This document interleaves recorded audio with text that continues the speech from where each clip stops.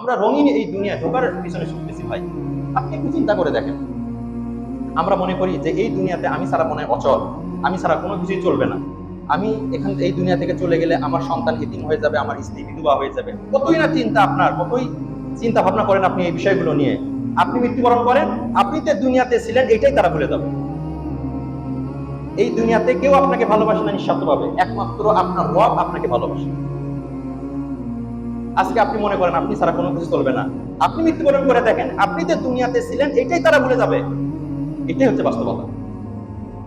এই জন্য ভাই, হালাল হারাম বিবেচনা না করে আমরা যেন অর্থ সম্পদ উপার্জন না করি।